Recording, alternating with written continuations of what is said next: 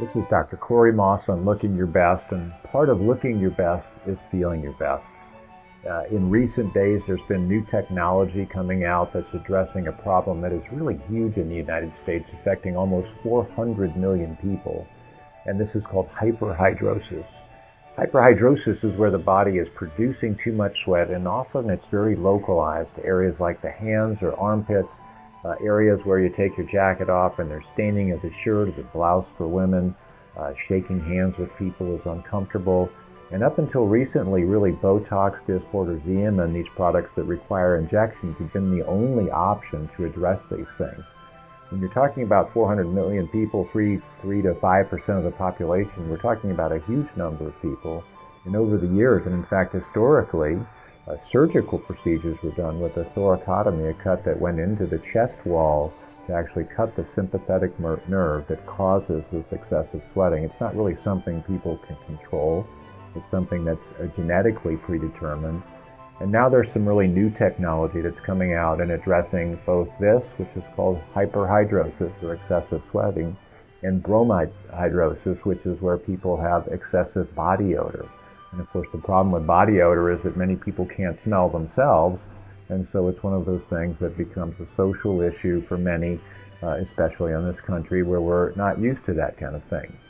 There's some, again, we're talking about the new technologies. There's one exciting new technology called MiraDry from Mira Labs that addresses this issue using microwave technology. As it currently stands, while there's other indications being looked at, the underarm area, the axillary area, is the area that's targeted treatment. This is done with local anesthesia in the office. It's a simple machine, and it's using a cooling surface with a light suction to the armpit. After careful marking and giving local anesthesia, microwave energy is delivered in a very sequential fashion that completely destroys the sweat and odor-producing glands. Most of those odor-producing glands are in our armpits, so it makes you dry and smell better for the long term.